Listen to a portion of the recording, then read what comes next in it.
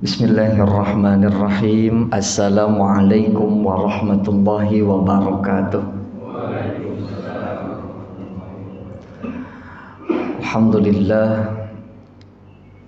Alhamdulillahil jabbar al-qahhar al-aziz al-ghaffar mukawwirul laili wan nahar tadhkiratan li ulil albabi wal absar.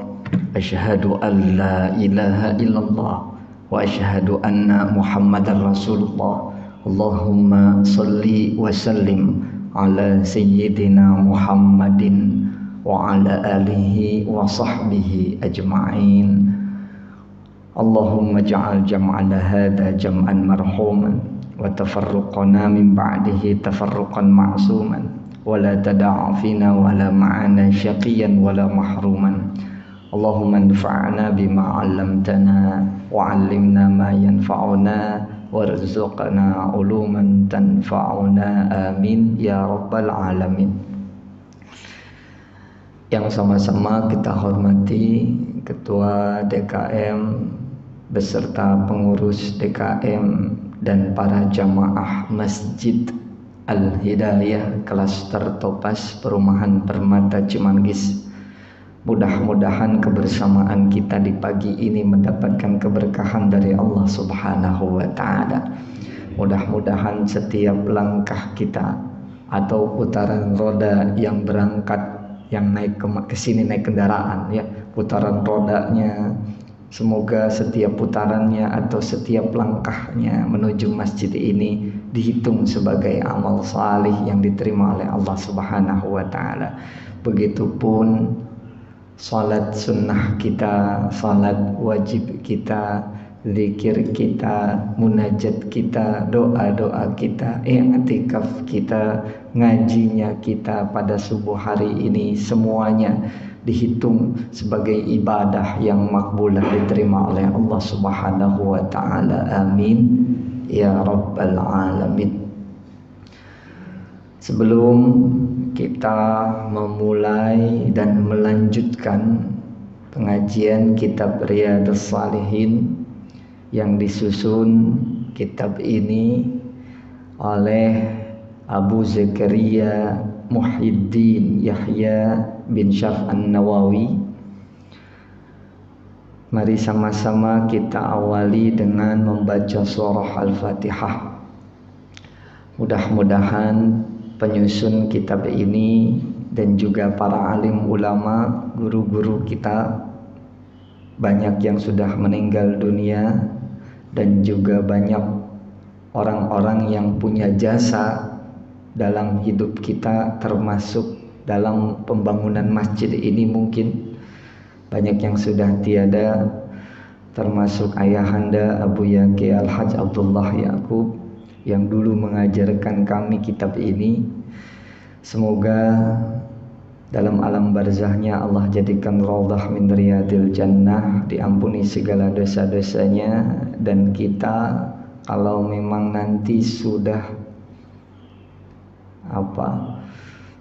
jatah hidup kita sudah habis ya, mudah-mudahan kita dimatikan dalam husnul khatimah, dan semoga ilmu yang kita kaji menjadi ilmu yang barakah dan manfaah.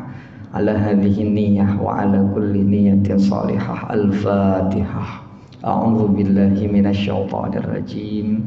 Bismillahirrahmanirrahim. Alhamdulillahi rabbil alamin. Ar-Rahmanir Rahim. Maliki yaumiddin. Iyyaka na'budu wa iyyaka nasta'in. Ihdinas siratal mustaqim. Siratal ladzina an'amta 'alaihim ghairil maghdubi 'alaihim waladdallin. Rabbighfir lana wa liwalidayna. Baik, para jamaah sekalian, kita masih melanjutkan. Ini sengaja saya tampilkan maktabah syamilah ini sebutnya. Jadi dalam kitab Riyadhus Shalihin itu pembahasan utamanya disebut dengan kitab, dari mulai bidayatul kitab sampai dengan kitabul istighfar. Ini ada 19 pembahasan. Tapi dalam setiap pembahasan ada banyak bab. Nah, tuh banyak bab.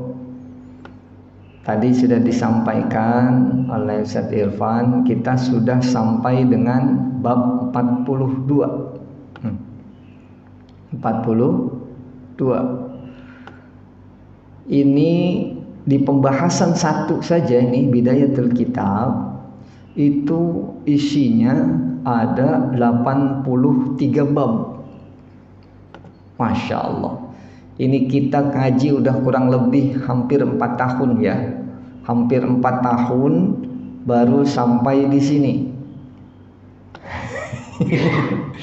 Baru sampai di sini tuh. Dari 1 sampai 42 untuk pembahasan pertama. Ya. Dalam pembahasan pertama baru sampai 42. Pembahasan pertama ada berapa bab? 83. Itu baru pembahasan pertama. Belum pembahasan yang lain sampai 19. Dalam setiap pembahasan ada banyak bab. Totalnya semua dalam kitab Riyadhus Shalihin ya.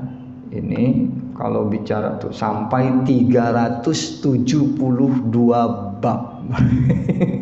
372 bab.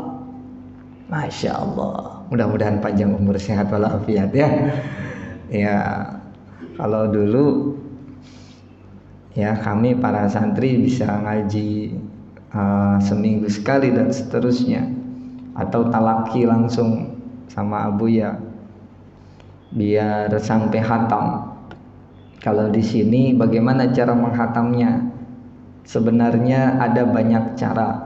Kalau ingin khatam Riyadhus Shalihin, kalau ingin khatamnya di sini sebulan sekali, maka mungkin sampai dengan cucu kita nanti. Cucu kita sudah menikah baru selesai ini ngaji ki. Tapi kalau ingin lebih cepat, ya, nah ini bisa talaki langsung dengan siapa? Misalkan, ya, 1 hari talaki sampai beberapa bab, beberapa hadis. Besoknya talaki lagi secara rutin setiap malam misalkan pulang kerja dan seterusnya. Bahkan para ulama kekinian mengatakan talaki di zaman modern sekarang itu tidak harus bertemu langsung dengan guru. Bisa dengan media-media informasi yang ada, misalkan dengan YouTube. Karena di YouTube itu banyak juga ulama-ulama hebat yang mengadakan pengajian membahas kitab Riyadhus Shalihin. Selain YouTube ada juga ini apa Ustaz? Facebook apa Instagram? Facebook dibuka. Wah, saya harus ngejar nih. Ya, biar kalau sebulan sekali di Masjid Al-Hidayah kayaknya lama nih. Saya ingin belajar. Sebenarnya mudah sekarang. Ada Facebook, ada Instagram, ada YouTube. Yang penting kita pastikan orang yang ingin kita ambil ilmunya ini adalah orang yang benar-benar alim, yang memiliki sanad keilmuan yang jelas. Paling mudahnya adalah dilihat saja dia ngajinya sama siapa.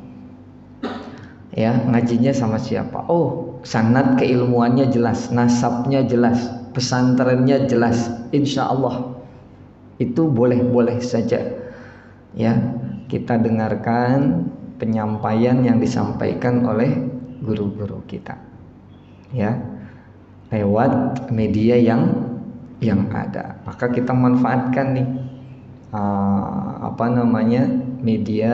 media apa sih namanya, media maya bukan apa namanya, media sosial. YouTube masuknya media sosial ya. Oke, media sosial. Atau juga bisa membeli kitabnya.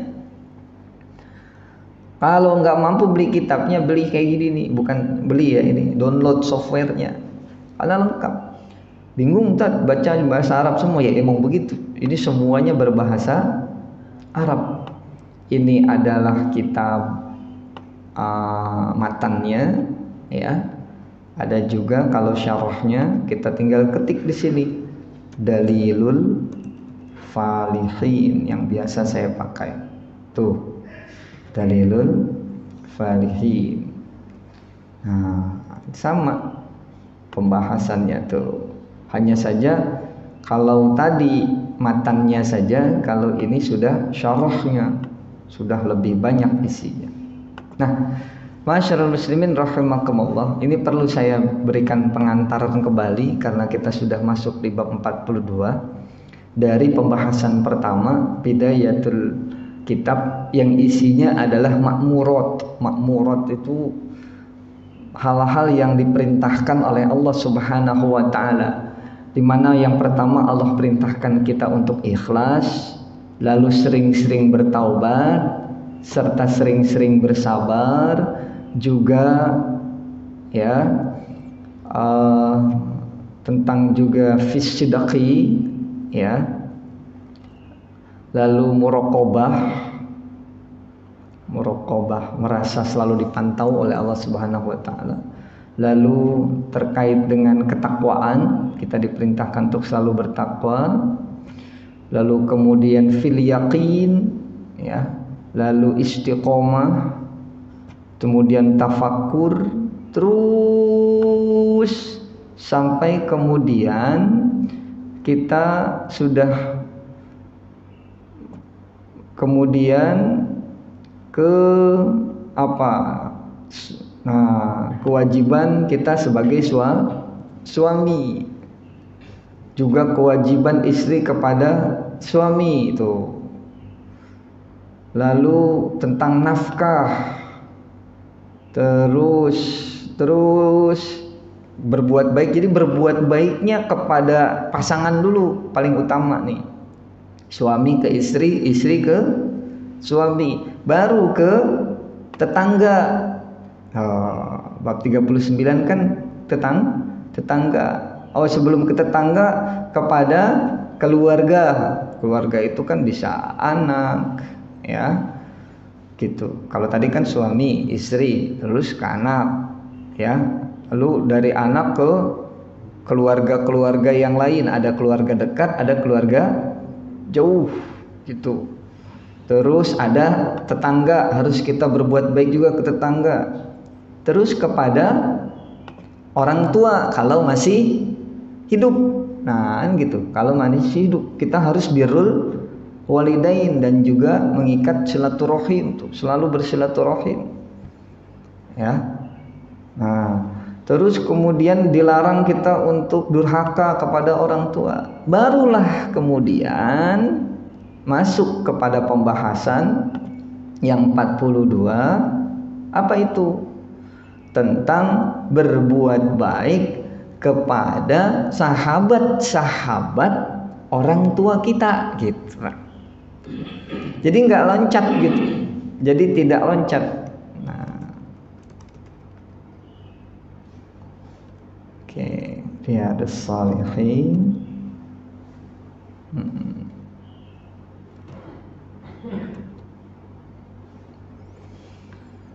Nah, jadi pembahasan kita tidak kemudian loncat, tapi memang dibuat sedemikian rupa ya oleh Syekh An-Nawawi agar kita memprioritaskan dulu ikhlas. Karena memang semua bermula dari situ. Kalau kita berbuat baik ke orang tua, ke tetangga, ke keluarga yang terdekat ataupun yang jauh, kepada anak, kepada istri, istri kepada suami, kalau tidak dilandasi dengan bab yang pertama, bab ikhlas, itu buyar gitu ya, tidak memiliki nilai di sisi Allah Subhanahu wa taala. Nah, jadi memang pondasinya adalah bab yang pertama. Begitu. Nah, ini kan bab 42, sudah berbuat baik kepada saudara, kepada siapa? Kepada teman-temannya orang tua kita. 42. Tuh. Kepada asdiqail ab wal kerabat, teman dari ayah atau ibu kita, wal aqarib, kerabat-kerabatnya orang ibu kita, wazaujah, juga berbuat baik kepada teman-teman istri kita tuh. Jadi berbuat baik kepada teman-teman istri kita, terutama bagi yang, mohon maaf di sini, istrinya sudah meninggal dunia, atau bapak ibunya yang sudah meninggal dunia, atau kita punya saudara kandung sudah meninggal dunia. Itu kalau mereka punya teman-teman akrab, itu tetap kita langsung berbuat baik kepada mereka. Begitu Islam mengajarkan. Ini bab 40. Jadi harus beruntut nih Pak. Maksudnya supaya apa? Supaya kita prioritaskan orang tua kita dulu. Nah, kalau orang tua kita sudah tidak ada, maka kita berbuat baik kepada teman-teman akrabnya orang tua kita ketika beliau masih hidup. Jadi kita berbuat kepada istri kita dulu, berbuat baik sebaik-baiknya kepada istri kita. Nanti kalau istri kita tidak ada, misalkan meninggal duluan, kita berbuat baik kepada teman-teman istri kita. Sama teman istri kita saja kita diperintahkan untuk berbuat baik, apalagi sama mertua. Gitu, meskipun istri kita sudah tidak ada. Masya Allah, ini Islam luar biasa ya, mengajarkan kepada kita sedemikian rupa. Nah, ini kan aslinya berbahasa Arab semua, maka untuk memudahkan saya coba kasih terjemahannya, maka saya tulis matan. Matan itu artinya isi hadisnya saja, tidak dengan syarahnya. Syarahnya tidak saya sampaikan semuanya, karena waktunya memang tidak akan mungkin cukup. Jadi kalau bahas satu bab saja, kalau sama syarahnya, waduh, ya bisa panjang sebenarnya. Nah, ini. Jadi bab 42 ini adalah fadlu birri asdiqail arab wal wal aqarib waz zaujah wasairi mayandubu ikram. Jadi bab yang terkait dengan keutamaan bagaimana kemudian kita berbuat baik atau berbakti kepada kawan-kawan ayah kita atau bapak kita. Setelah di bab sebelumnya di 40 kita bahas tentang birrul walidain, kan gitu. Di 40 kita bahas birrul walidain. Kita berbuat baik pada orang tua. Di 42 membahas tentang keutamaan berbuat baik kepada kawan-kawan dari bapak kita. Juga sahabat-sahabat dari ibu kita. Dulu kita pernah bahas tentang bagaimana kita harus berbuat baik kepada istri kita dan istri berbuat baik kepada suaminya. Di 42 ini kita diarahkan untuk juga berbuat baik kepada rekan-rekan dari istri kita dan juga orang-orang yang memang kita diperintahkan untuk berbuat baik kepada mereka. Baik, diawali langsung dengan hadis dari Ibnu Umar. Disebut Ibnu Umar karena beliau ini adalah anaknya Umar. Umar yang mana? Umar bin Khattab. Ya. Anna Nabiyya sallallahu alaihi wasallam qala, bahwasanya Rasulullah sallallahu alaihi wasallam bersabda, suatu hari pernah bersabda, memberikan nasihat, inna abarral birri ayyasilar rajulu wudda abihi. Birrun itu kan artinya berbakti. Maka kita jangan sampai anti dengan kata-kata kebaktian. Orang Islam kok ngomong kebaktian? Ya asal katanya memang berbakti. Kita harus berbakti kepada orang tua. Birrul walidain. Kalau memang tidak mau menggunakan kata-kata kebaktian, ya sudah, berbuat baik. Kepada siapa?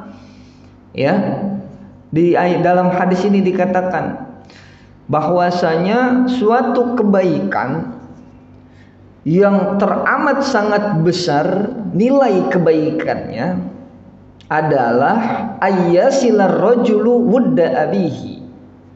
Ya. Jikalau ia menyambung atau juga berkomunikasi baik atau berbuat baik kepada siapa? Kepada wudda abihi, orang-orang yang dicintai, orang-orang yang dekat dengan ayahnya. Oh, gitu. Ya. Nah, ini langsung dicontohkan oleh para sahabat. Ini kita baca hadis selanjutnya ini. Nah, ini adalah contoh bagaimana para sahabat memuliakan saudara-saudara atau rekan-rekan dari orang tuanya. Wa an Abdullah bin Dinar an Abdullah bin Umar, ya, dari Abdullah bin Umar tadi, ya. Anna rajulan minal a'rabi laqiyahu bi tariqi Makkah. Bahwasanya suatu hari ada seseorang dari A'rab. A'rab itu kalau di Indonesia biasa dimaknai sebagai orang Badui. Tahu Pak orang Badui? Sebenarnya Badui itu kan nama daerah ya. Tapi di sini sering dikatakan Badui itu orang suku pedalaman kan gitu ya. Nah, kalau di Arab disebutnya dengan A'rab. Jadi bukan orang-orang yang di perkotaan, tapi yang suka di pedalaman. Ya. Artinya orang yang memang tinggalnya di desa dan seterusnya. Wong deso kalau maksudnya. Wong deso. Tapi wong deso zaman sekarang keren, megangnya smartphone ya. Tapi Arab ini digambarkan adalah orang suku pedalaman yang jauh dari peradaban gitu ya. Nah, itulah. Kurang lebih seperti itu. Laqiyahu bi tariqi Makkah. Lalu ya, ia bertemu tuh di suatu jalan di kota Mekah dengan A'rab ini. Lalu Abdullah bin Umar, nah ya, Abdullah bin Umar ini anaknya siapa? Umar. Ini mengucapkan kepadanya nih, orang deso diucapkan selamat oleh seorang tokoh. Ya, Abdullah bin Umar itu kan seorang tokoh masyarakat saat itu, sangat dihormati karena beliau keturunan orang baik-baik dan juga Islam imannya luar biasa. Menyampaikan salam. Kalau bahasa kita mau salaman, ya kemana? Ke orang-orang laki tadi itu, suku pedalaman. Bahkan tidak hanya mengucapkan salam. Wa hamalahu ala himarin kana yarkabuhu. Di suku pedalamannya kan lagi jalan kaki. Nah, Abdullah bin Umar ini sedang menggunakan kendaraannya. Zaman dulu kalau nggak kuda, onta, keledai, kan gitu. Zaman sekarang mungkin motor, sepeda, motor, mobil gitu. Nah, ini nggak sembarang keledai ya. Nanti dalam hadis selanjutnya disampaikan nih, nggak sembarang keledai ini. Keledai yang mahal nih sebenarnya. Nggak sembarang sepeda, Bronton lah sebenarnya. Bronton ya.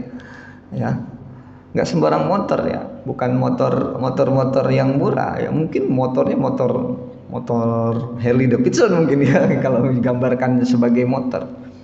Itu suku pedalamannya lagi jalan dikasih. Langsung dikasih tuh keledai yang lagi dinaikin, dikasih ini ke seseorang ini, ya. Tidak hanya kendaraan yang dipakai oleh Abdullah bin Umar, wa a'tahu imamatan kanat ala ra'sihi. Abdullah bin Umar lihat ini orang suku pedalaman kepanasan, karena di Arab itu kan panas, gurun pasir, makanya pada pakai imamah. Imamah itu udang-udang. Ya, sorban, tapi diikat di kepala ya. Kalau orang-orang India itu ya, orang-orang Arab dalam film-film Arab zaman dulu itu imamah itu. Karena dia ngelihat dia kepanasan, berdebu dan lain-lain, dikasihin imamahnya ke orang suku pedalaman ini. Qala Ibnu Dinar. Nah, Ibnu Dinar yang menyaksikan apa yang dilakukan oleh Abdullah bin Umar, Bingung tuh. Kok segini ya sih Abdullah bin Umar? Faqulna lahu. Lalu kemudian ya kami ya bertanya yang sedang perjalanan bersama Abdullah bin Umar. Apa bertanyanya? Aslahakallah. Aslaha itu kan solih. Ya, semoga Allah menganugerahkan kebaikan-kebaikan kepadamu. Aslahakallah. Jadi kita kalau ngelihat orang baik gitu Pak, doain. Ada orang baik banget ya, ngasih orang aslahakallah gitu ya, aslahakallah gitu. Semoga Allah memberikan kebaikan padamu. Innahumul a'rab wa hum yardawna bil yasir. Seakan-akan nih ya, Abdullah bin Dinar ini ingin mengikatkan Abdullah bin Umar. Emang ente nggak kenal tuh siapa? Itu orang Arab, orang suku pedalaman. Yardawna bil yasir, mereka hidupnya memang biasa susah gitu. Orang biasa susah, jalan kemana-mana nggak pakai sendal. Antum pernah lihat orang Baduy suku pedalaman ya? Nah, kan kemana-mana nggak pakai sendal gitu ya. Ya mereka sudah terbiasa kemana-mana nggak pakai kendaraan, jalan kaki. Ya kayak gitu, bajunya juga baju ala kadarnya. Orang Arab itu. Kenapa engkau kasih keledai, engkau kasih imamah, itu udang-udang. Apa?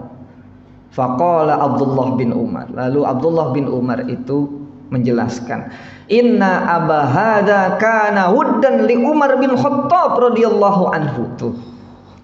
Masya Allah. Sesungguhnya ayahnya orang ini adalah tidak sembarang orang, tapi orang yang begitu mencintai Umar bin Khattab. Bapaknya Abdullah bin Umar, sahabat karib lah kalau kita bilang. Ya. Wa inni sami'tu Rasulullah sallallahu alaihi wasallam. Ini kan ceritanya Umar bin Khattab sudah meninggal dunia begitu. Jadi Abdullah bin Umar bertemu dengan anak sahabatnya si almarhum ya, kita sebutnya Umar bin Khattab.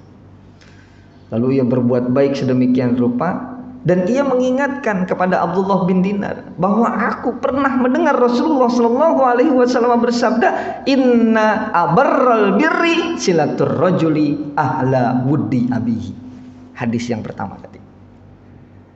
Ya, sesungguhnya kebaikan yang terbesar di antara kebaikan-kebaikan yang lainnya adalah jikalau orang itu juga menyambung kebaikan kepada sahabat dari ayahnya. Masya Allah. Kita masih ingat nggak teman-temannya dari bapak kita nih? Enggak ya. Masya Allah. Inilah ajaran Islam yang demikian rupa. Menghormati ayah kita, dan ayah kita tidak ada, menghormati, berbuat baik kepada orang-orang yang pernah dekat dengan ayah kita. Kalau orang-orang yang dekat dengan ayah kita sudah tidak ada, maka berbuat baik kepada keturunan dari sahabat ayah kita, sahabat baik. Luar biasa. Ya, nah, ini kita sambung dulu ini karena hadisnya agak-agak mirip kemudian nih. Nah, ini menjelaskan lagi secara rinci kisahnya nih. Jadi kan nih tadi hadis pertama itu to the point kepada hadisnya. Hadis kedua menjelaskan hadis pertama. Nah, hadis ketiga lebih merincikan kejadiannya nih. Wa fi riwayati an Ibni Dinar. Ada satu riwayat lain dalam yang lainnya. Ceritanya begini. Bahwasanya ia keluar ke kota Makkah, Abdullah bin Dinar bersama Abdullah bin Umar. Annahu kana idza kharaja ila Makkah kana lahu khimarun. Ini keluar ya ke kota Makkah, dia punya seekor keledai. Keledai tidak sembarang keledai. Yatarawah alaihi izamal rukubar rahilah. Itu keledai ia rawat sedemikian rupa. Istilah kita tuh motor nggak boleh kotor dikit, kita cuci sampai bersih. Ya, padahal jarang dipakai. Ini keledai jarang dipakai karena beliau itu seringnya berpergian pakai onta. Istilah kita motor kesayangan lah. Ada motor dinas, ada motor kesayangan, koleksi. Dirawat terus tuh himar, ya, himar kesayangan, bukan motor yang udah bojot ya, bukan motor kalau bahasa sekarang, bukan motor yang udah bojot. Tapi emang motor yang sangat dirawat sedemikian rupa. Wa imamatun yasuddu biha ra'sah, dan udang-udang yang memang udang-udang favorit. Kita itu kan kadang punya banyak peci ya. Tapi ada peci favorit yang buat kondangan yang agak bagusan dikit kan gitu. Ya. Punya baju banyak, ada baju khusus lah ini buat acara-acara di hotel dan lain-lain. Jadi ini imamah ya, yang sering dipakai untuk yang terbaik lah. Fabayna huwa yawman ala zalikal himar, ya, suatu hari ketika ia sedang menaiki keledai tadi itu, izmarra bihi a'rabiyun, lalu kemudian bertemu dengan si A'rabi yang tadi suku pedalaman. Faqala alasta fulana bin fulan, diawali dengan bertanya dulu, Anda itu bukannya si Anu, anaknya si Anu gitu ya. Jadi udah lama nggak ketemu, bukannya Anda itu si Anu, anaknya si Anu, makanya disebut fulan. Qala bala, iya benar. Lalu setelah bilang benar, iya saya anaknya si Anu, sahabatnya ya, yang diketahui oleh Abdullah bin Umar sebagai sahabatnya Umar bin Khattab, ayahnya dia. Fa'atohul himar, langsung dikasih keledainya. Kalau bahasa kita lagi naik motor, motornya langsung dikasih sama BPKB-nya. Masya Allah. Faqala irkab haja, udah pakai nih kendaraan. Wa'atohul imamata, ya, lalu kemudian dilepasin itu imamanya, dikasih ke dia tuh. Waqala usdud biha ra'sak, nih pakai buat menutupi kepala Anda nih, biar enggak kena debu, enggak kepanasan. Faqala lahu ba'du ashabi, lalu teman-temannya Abdullah bin Umar yang melihat kejadian ini, doanya ghafarallahu lak. Kalau tadi bagaimana? Aslahakallah. Nah, ini ghafarallahu lak, maknanya hampir mirip. Kalau ini ya, kalau tadi semoga Allah berikan kebaikan, kalau ini semoga Allah mengampuni dosamu. Wah, langsung didoain gitu. Ngelihat sahabatnya buat baik, semoga Allah mengampuni dosamu. Kagum, ada kagum sahabatnya itu. Atau antara kagum dengan terkejut dan merasa aneh, kok Abdullah bin Umar aneh amat ini, motor langsung dikasihin kalau bahasa kita ya. Ya. Nah, ceritanya seperti itu. Nih ceritanya dirinci lagi dalam hadis ini. Dijelaskanlah dia itu adalah tadi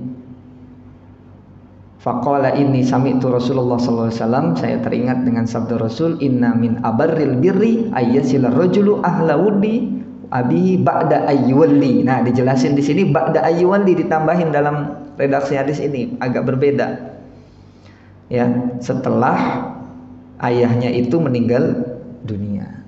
Jadi ayahnya sudah meninggal dunia, jadi berbuat baik kepada anak dari sahabat ayahnya itu. Jadi sama-sama anak ya. Begitu. Masya Allah, Masya Allah. Oke. Ada hadis yang lain. Wa an Abi Usaid, sahabat Nabi ini, Malik bin Rabi'ah As-Sa'idi radhiyallahu an, ia berkata, baina nahnu julusun inda Rasulillah sallallahu alaihi wasallam, suatu hari kami duduk-duduk bareng Rasul, ya, ngobrol lah, lagi ngobrol-ngobrol bareng Rasul sallallahu alaihi wasallam. Isja'ahu rajulun min Bani Salamah, lalu kemudian datang tuh seorang dari keturunan atau kita sebutnya Bani Salamah di sini. Faqala ya Rasulullah, lalu orang itu bertanya, wahai Rasulullah, hal baqiya min birri abawayya syai'un abirruhum bihi ba'da mautihima. Nah, jadi dia ini mengadukan kepada Rasul, apakah masih ada satu amalan kebaikan yang dapat saya amalkan sebagai bukti rasa bakti saya kepada orang tua saya yang telah meninggal dunia. Nah, jadi ceritanya nih, sahabat Nabi ini bapak ibunya sudah meninggal dunia, tapi dia ingin tetap berbuat baik kepada ayah ibunya. Lalu jawab Rasulullah, nah bisa, sekalipun orang tua kamu sudah meninggal dunia, bisa kamu berbuat baik kepadanya. Dengan cara apa? As-salatu alaihima. Salat ini artinya dijelaskan di sini ad-du'a lahum, yakni mendoakannya. Wal istighfar lahum, juga memohonkan ampunan kepadanya. Wa infadhu ahdihima min ba'dihima, dan melaksanakan janji kedua orang tuamu ya setelah ia wafat. Mungkin ketika ia hidup punya banyak janji, punya banyak cita-cita, nah, itu kamu lanjutkan cita-citanya, kamu penuhi janji-janjinya. Wasilatur rahimil lati la tusalu illa bihima, dan mempererat hubungan kekeluargaan yang tidak dapat dilakukannya ya dengan adanya kedua orang. Artinya dulu waktu masih hidup nih orang tua menjalin hubungan baik dengan banyak orang. Nah, dilanjutin hubungan baik orang tua kita tuh, jangan diputus ya. Wa ikrami sadiqihima, dan juga memuliakan sahabatnya. Masya Allah.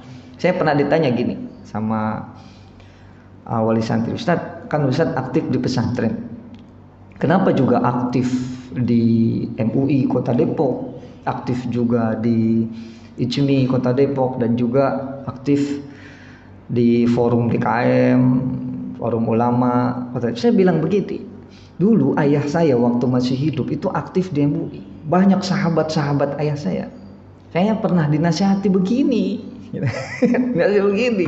Jadi teringat ketika ayah saya sudah tidak ada, ya saya istilahnya menyambung apa yang sudah disambung oleh ayah saya kan gitu. Saya pernah mengisi pengajian di suatu tempat, Ustadz, kenapa mengawalinya harus selalu dengan baca Al-Fatihah, lalu nyebut-nyebut ayah, ya kan? Tadi kan kayak gitu ya.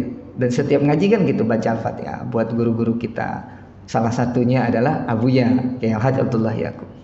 Kenapa harus selalu begitu mengawali pengajian baca surah Al-Fatihah? Emangnya nyampe Al-Fatihahnya? Gitu kadang-kadang. Ada yang ini serius, ada yang pernah nanya begitu jamaah. Pernah itu. Ya, beberapa bulan yang lalu di pengajian yang lain. Ya saya jelasin, ya ini ada hadisnya. Emangnya nggak boleh saya ngajak jamaah untuk doain ayah saya? Gitu ya. Nanti antum juga gitu, boleh doain ya ayah saya yang sudah tiada gitu. Ada hadisnya begini. Kita doain terus orang tua habis setiap sholat. Saya depan santri minta doa untuk ayah saya yang sudah tidak ada. Ya karena memang ini ada dalilnya begitu. Jadi bukan berarti ada dalilnya nih ngapain nih. Bahkan ada di Indonesia dan di negara-negara lain ada istilahnya haul. Ada istilahnya apa? Haul. Ada rekan-rekan kita, apa itu haul, itu bid'ah dan lain sebagainya. Hari ini doanya ini hadisnya ini.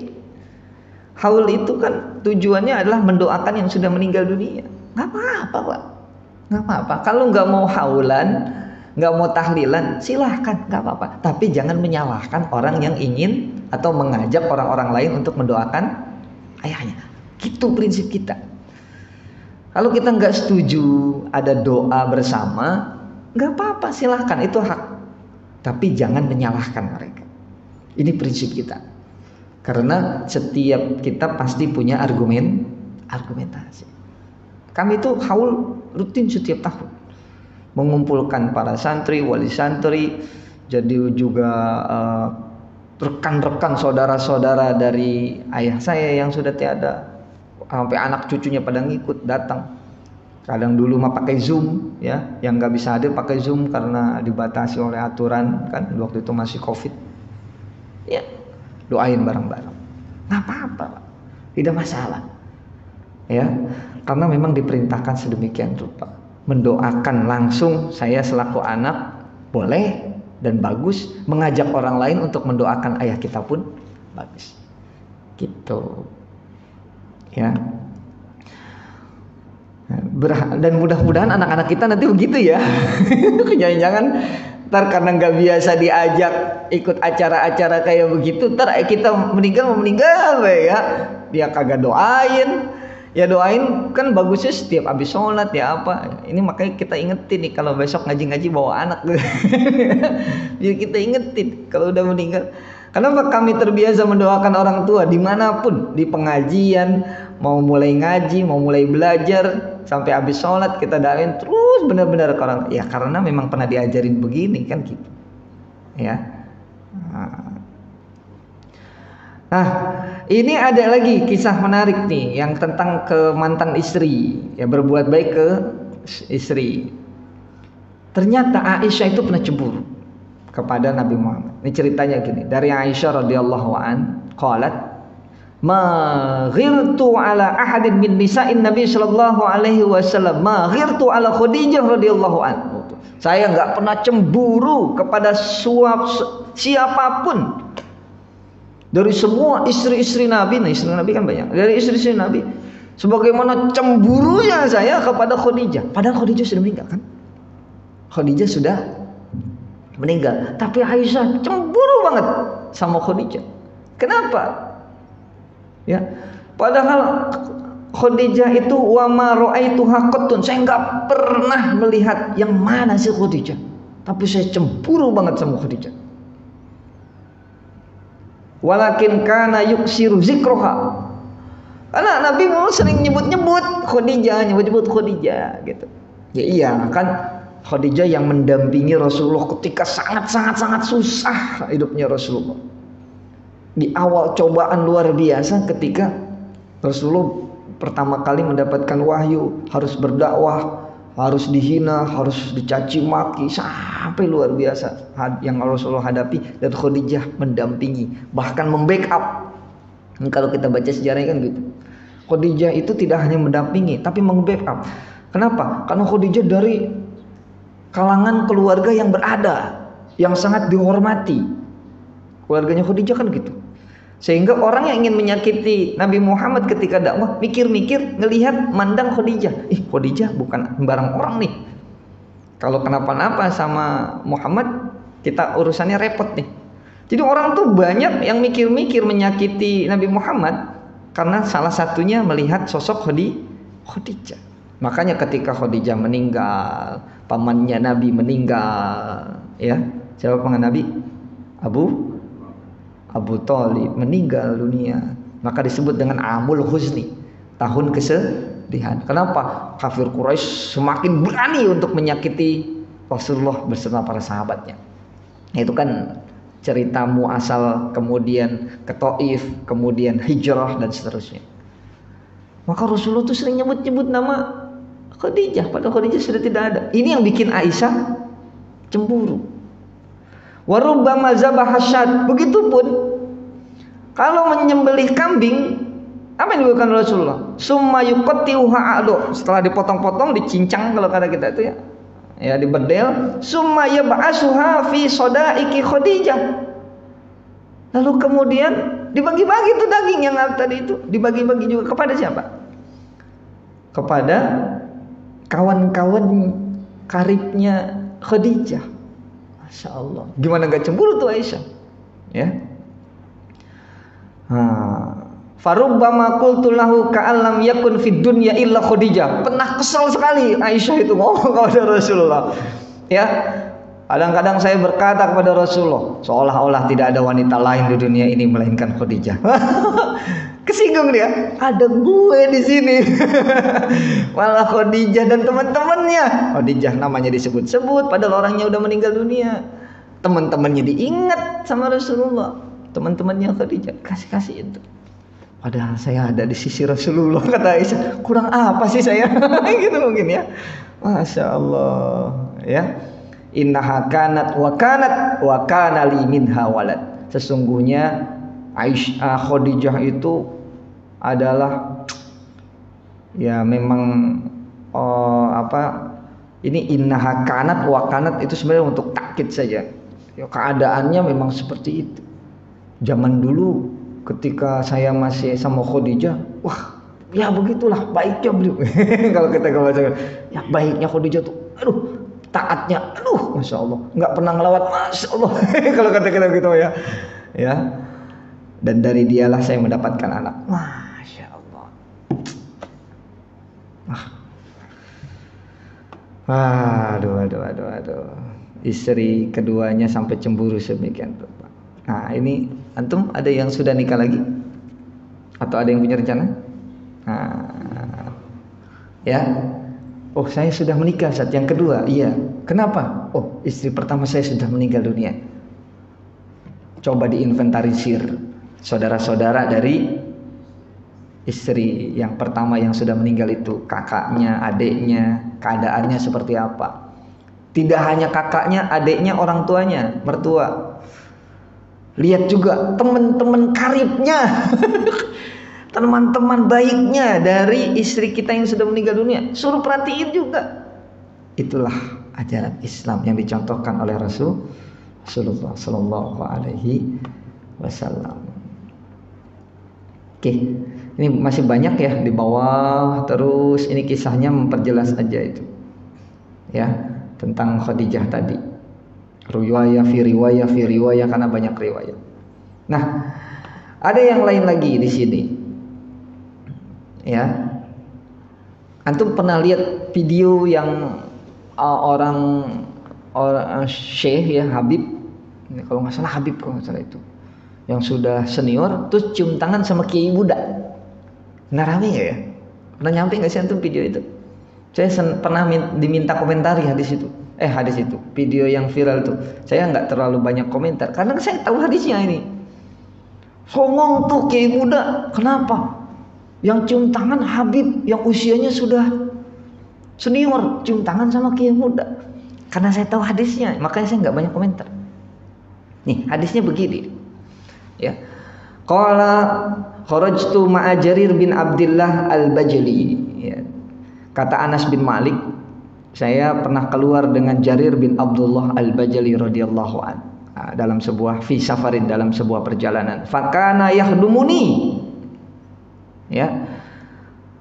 Beliau ini kan seorang senior luar biasa. Sahabat senior. Ya. Fakana yahdumuni. Dalam perjalanan itu saya selalu dilayani dengan baik. Padahal beliau sahabat senior. Anas bin Malik sahabat junior gitu. Masih junior, masih sangat junior. Tapi ini sahabat yang senior, begitu orang yang baik, amal ibadahnya luar biasa, begitu dekat dengan Rasulullah. Wah, orang tidak sembarang orang, tapi begitu takzimnya kepada juniornya gitu. Dilayanin semua kebutuhannya dalam perjalanan. Faqultu lahu, ya. Fakultu lahu, lalu kemudian saya katakan kepadanya, la tafal, jangan beginilah, jangan begini, saya nggak enak nih, saya sungkan nih, Anda senior saya gitu, harusnya saya yang melayani Anda gitu, jangan Anda yang melayani saya, jangan begitu, la tafal. Faqala, lalu ia berkata, menjelaskan alasannya dia selalu melayani sedemikian rupa kepada juniornya dalam perjalanan. Inni qad ra'aitul ansara tasna'u bi Rasulillah sallallahu alaihi wasallam. Dulu saya melihat bagaimana orang-orang Ansor ketika Rasulullah hijrah dari kota Makkah ke Madinah. Rasulullah datang ke kota Madinah dilayani luar biasa oleh orang-orang Ansor. Saya saksinya. Anas bin Malik kan sahabat junior, gak lihat secara langsung kejadian itu. Ya, sedangkan beliau ini Jarir bin Abdullah al-Bajali sahabat senior, lihat langsung bagaimana orang Ansor begitu memuliakan Rasulullah beserta orang-orang muhajirin yang datang dari kota Madinah, dari kota Makkah ke Madinah. Ansor itu kan orang-orang yang tinggal di Madinah, maka disebut Ansor, muhajirin yang ikut hijrah dari Makkah. Melakukan kepada Rasulullah, wah, begitu takzim, semuanya dilayani. Lalu kemudian alaitu ala nafsi, lalu saya bersumpah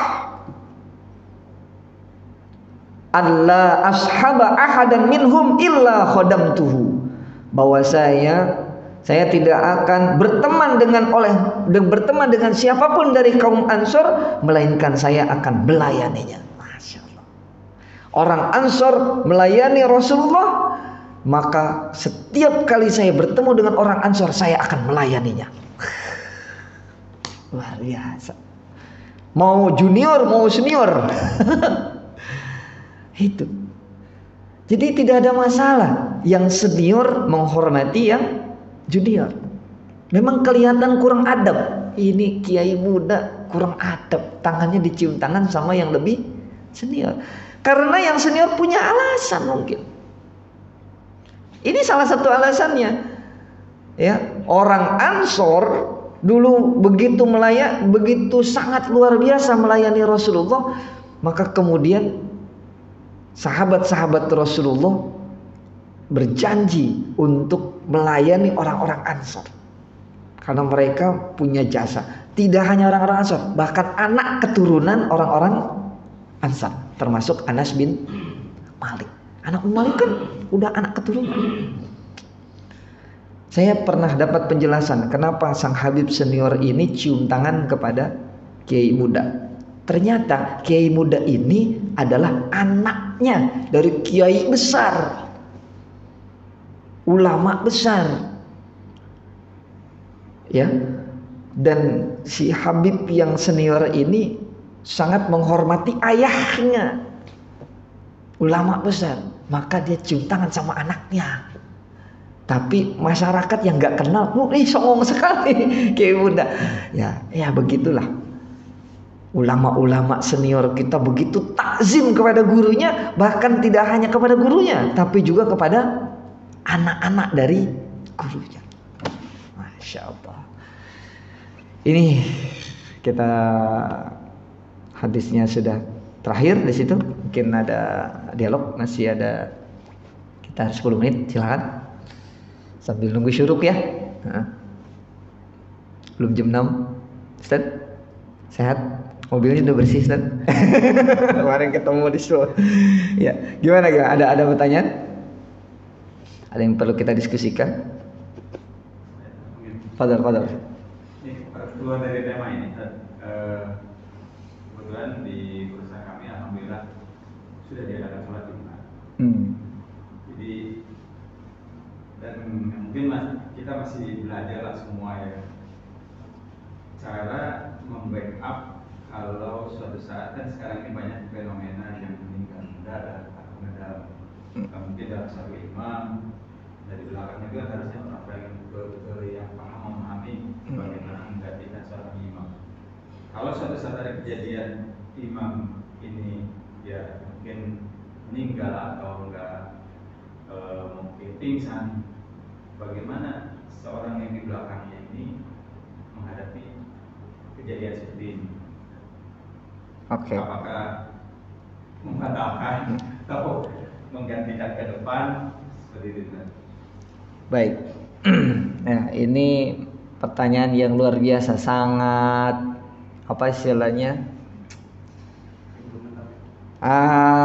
Bukan secara teori, tapi secara praktek gitu ya. Gimana nih kalau kejadiannya kayak gitu? Sebenarnya begini, Pak. Saya sebelum ke situ, saya coba kasih sebuah gambaran, Pak. Tahu tidak pahala besar dari sholat fajar? Sholat fajar atau sholat fajar? Sholat? Waduh, Pak Fajar. Sholat 2 rakaat sebelum subuh. Kalau kita sebut yang qobliyah subuh gitu ya. Sholat fajar. Itu kan pahalanya luar biasa, fadilahnya luar biasa. Rasulullah nggak pernah meninggalkan sholat fajar. Lalu kemudian antum mungkin karena sakit perut dan lain-lain sampai ke masjid sudah qomat.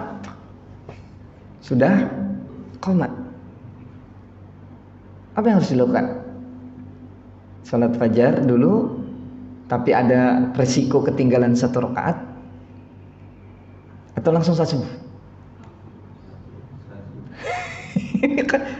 kan kalau misalkan masih salat fajar, masih keburu kan salat jamaah kan? Masih keburu nggak? Masih keburu lah, baru qomat, ya dapatlah 1 rakaat. Kan gak dosa dapat 1 rakaat. Emang dosa ninggalin 1 rakaat? Itu ulama sampai mikir begitu, Pak. Sampai ulama sampai pikir begitu. Adalah kitab Bidayatul Mujtahid wa Nihayatul Muqtasid. Ulama sampai berbeda-beda pendapat. Ada yang mengatakan langsung sholat subuh lah, janganlah. Sholat subuh kan wajib. Nah, kenapa dikalahkan karena dengan yang sunnah? Ulama yang lain bilang enggak, yang wajib nggak ditinggalin. Tetap sholat wajib meskipun terlambat gitu. Katanya gitu. Tapi sholatnya jangan di dalam masjid, sholatnya di teras gitu. Wah, begitu Pak. Ya, termasuk juga dengan tahiyatul masjid. Tahiyatul masjid itu juga ibadah yang pahalanya luar biasa kan gitu. Ya. Mau sholat tahiyatul masjid tapi sudah mulai sholat di sini. Bagaimana sholat tahiyatul masjidnya? Apakah sholat wajib dulu? Apa sholat tahiyatul masjid dulu? Hal-hal seperti itu Pak. Maka bagaimana ketika kita lagi sholat, sebelah kita nih ada yang semaput tiba-tiba lagi sholat, gura. Ada yang benar-benar tetap aja sholat, gue kan lagi sholat gitu ya, gitu. Ada lagi yang membatalkan sholatnya lalu menolongnya dengan segera digotong ke belakang. Saya pernah ditanya, Ustadz itu bagaimana? Kayak begitu persis, tapi belum jadi imam ya. Masih ada rekan-rekan waktu itu ada video yang sempat viral tuh ya. Ada yang kemudian meninggal, tapi sebelahnya cuek aja tetap sholat. Yang belakang malah nolong dia. Sampai kemudian karena ini kejadiannya sholat subuh, sampai kemudian ada yang bertanya, subuhnya jadi telat kan gara-gara gitu. Nah, kan nolong. Saya bilang begini, dua-duanya baik. Yang tetap sholat itu baik, yang membatalkan sholatnya demi menolong orang lain tetap baik. Kita sulit untuk mengukur yang mana yang lebih baik di antara keduanya, karena kebaikan yang mengukur Allah, bukan kita. Kita hanya mempersembahkan yang terbaik versi kita. Versi kita lebih baik sholat subuh full time, dapat bareng imam dari rakaat pertama sampai akhir. Tapi mungkin ada yang persisi lain, dia tetap sholat 2 rakaat fajar, dapat sama imam serakaat, tapi dapat dua-duanya. Sholat fajar dapat, sholat subuh dapat, dua-duanya kan baik. Jadi yang tetap sholat jangan kemudian kita remehkan. Sok khusyuk lu, teman sebelah lu mati lu tetap sholat. Jangan Pak, biarin aja. Ya, yang membatalkan, ente kenapa batalin sholat tuh? Padahal sholat jamaah besar, ente batalin. Kata dia, lah sebelah saya meninggal dunia, masa jadi jemaah gitu. Dua-duanya punya keutamaan. Nah, kasusnya termasuk yang jadi imam itu. Loh, kalau yang semaput ini entah itu pingsan atau kenapa, ini yang imam. Yang belakang apa yang dia lakukan? Ya kemungkinannya memang dua, menolong si imam yang sedang sakaratul maut atau menggantikan imam untuk salat. Kenapa? Karena pemikirannya begitu. Mungkin ada di antara makmum yang ingin tetap melanjutkan salatnya, maka yang maju ke depan lalu menjadi imam tidak ada salahnya. Mungkin ada juga yang berpikir ini berkaitan dengan nyawa orang lain. Kan ada yang disebut dengan maqasid asy-syariah. Di antaranya ada himayatud din, menjaga agama, ada himayatun nafs, menjaga nyawa, ada himayatul mal, menjaga harta. Itu kan sama-sama penting. Ya. Maka tidak ada salah di antara dua orang yang berbeda. Ya. Baik ada yang menggantikan sebagai imam atau yang membatalkan sholat menolong orang yang meninggal dunia ini. Bahkan mungkin misalkan terjadi sampai membatalkan semuanya karena ada yang meninggal dunia pun tidak ada masalah menurut saya. Oh, imamnya mati, woi, sebubar sholatnya nolongnya meninggal, ya nggak masalah. Atau tetap pada sholatnya semua sampai tidak menyadari bahwa ada yang meninggal di antara imam pun tidak ada masalah. Kan gitu prinsipnya. Jadi semuanya benar, semuanya benar. Karena kita tidak ada yang di antara kita yang lebih tahu mana yang lebih baik di mata Allah Subhanahu wa taala. Tugas kita adalah berbuat baik. Gitu setia. Ya mudah-mudahan di sini nggak kejadian lah. Ya repot juga. Lagi khotib Jumat meninggal dunia, tuh Jumatannya bubar. Ya, itu lebih ekstrim lagi ya. Ya, mungkin ada satu orang yang naik melanjutkan khutbah sampai tuntas, sampai selesai salat, ada yang mengurus orang yang meninggal dunia. Lalu yang mengurus bagaimana? Menggantinya dengan salat zuhur, kan gitu. Islam fleksibel saja. Ada lagi yang lain? Tep. Dua, tapi yang satu lanjutin Pak Ahmad. Kalau memang hukumnya itu sebenarnya dua-duanya tidak salah, gitu ya, dan dua-duanya bisa dikatakan benar. Nah sekarang secara kelembagaan nih DKM, bisa nggak akhirnya kita buat pakem gitu, buat SOP nih, kalau ada yang kayak gini, maka kita gimana gitu? Ya contohnya kayak pertandingan bola dah Liga Inggris. Iya. Kalau pertandingan semaput itu pertandingan berhenti gitu. Ya mungkin agak apa-apa kalau jalan juga gitu. Nah, boleh nggak ya kan secara protap atau apa kelembagaan kita bikinin gitu. Nah, jadi seperti itu yang mungkin. Terus yang kedua tentang kewajiban untuk menjaga silaturahim dengan sahabat istri kita. Itu secara implementatifnya gimana ya? Maksudnya ya, misalnya kayak meninggal apa gitu, secara istri implementatif menjaga hubungan ke sahabat kita gimana ya? Kita takut suaminya mati. Cuma sekarang gitu. Iya. Cemburu nih. Ada apa nih gitu ya? Bablasan. Baik, begini. Nah, yang pertama terkait dengan protap DKM. Itu pertanyaan ada yang begini kan. Pertanyaan di masjid lain. Ini gimana nih? Bocah berisik banget pada sholat, ngeganggu jamaah. Bolehkah kami bikin aturan anak kecil dilarang sholat berjamaah di masjid? Ada yang begini tuh. Waduh, kacau nih saya bilang. Ada lagi, ya itu kan aturan ya, aturan masjid. Atau bagi orang tua yang punya anak wajib menjaganya, begitu. Kalau tidak bisa menjaga anaknya untuk tertib di masjid, lebih baik jangan dibawa ke masjid. Itu sampai bikin ada aturan-aturan semacam itu. Menurut saya hematnya begini ya. Hematnya adalah aturan-aturan yang dibuat oleh DKM masjid harus dibuat sebaik mungkin berdasarkan musyawarah, tapi tidak terlalu kaku. Karena Islam itu tidak ada yang kaku, Pak. Islam itu sangat fleksibel. Bahkan ada prinsip begini, al-hukmu yaduru ma'al illati wujudan wa adaman. Tergantung illah, tergantung kondisi. Islam itu tidak kaku mengatakan daging babi haram dimakan. Karena suatu saat daging babi halal untuk dimakan. Itu kan fleksibel luar biasa. Kapan? Ketika dalam keadaan terdesak, kan gitu. Ya. Maka fleksibilitas yang ada di dalam penetapan hukum-hukum ini jangan kemudian kita buat kaku. Islam itu agama yang mudah. Jangan kemudian dipersulit. Tapi jika hal-hal yang memang sudah pakemnya sudah tetap dalam Islam, jangan kemudian diremehkan. Kan gitu juga. Ya. Jangan mentang-mentang Islam itu kan gampang. Ya sudahlah, nikah sama orang kafir juga enggak apa-apa lah gitu. Enggak. Ada aturan-aturannya. Kapan dibolehkan, kapan tidak dibolehkan. Nah, ini memahami mana yang bersifat usuli, mana yang disebut yang furu'i. Kalau dalam fikih kan begitu. Yang usuli ini tidak boleh diotak-atik, kalau yang furu'i masih banyak kemudian terjadi perbedaan pendapat di kalangan para ulama. Ini perlu ngaji mendalam untuk memilah dan memilih permasalahan. Tidak semua permasalahan bersifat azimah. Itu kalau dalam Al-Ahkam Asy'ariyah disebut dengan azimah. Dan tidak semua permasalahan itu ada rukhsahnya. Jadi memang harus mendalam membedakan apa itu azimah, apa itu rukhsah. Gitu Pak ya. Sehingga kita bisa menetapkan sesuatu sesuai dengan porsinya.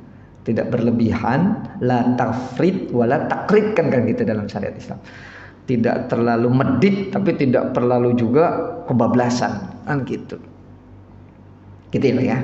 Maka kalau terkait dengan protap tadi ya sekiranya kemaslahatannya baik boleh kita tetapkan. Tapi sekiranya kemaslahatannya kurang baik ya tidak perlu kemudian kita buat kaku, fleksibel saja, itu lebih nikmat ya. Jadi kondisional, tergantung kondisi. Kira-kira gitu saja. Karena ini berkaitan dengan syariat, beda dengan pertandingan Liga Champions tadi itu.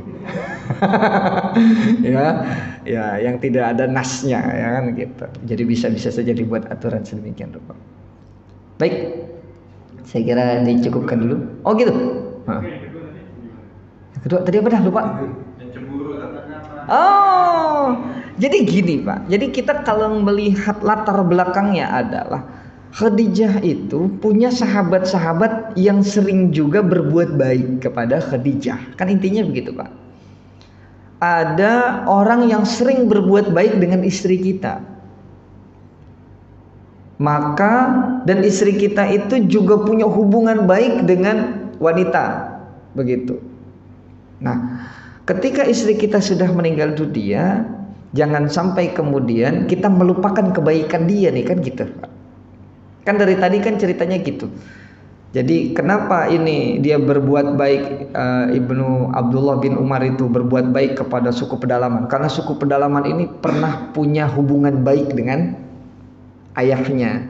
Lalu dia punya anak. Nah, Abdullah bin Umar ingin menyambung. Karena ada, bukan ya tidak sekedar balas budi sih sebenarnya, tapi ya memang ada unsur-unsur arah ke sana.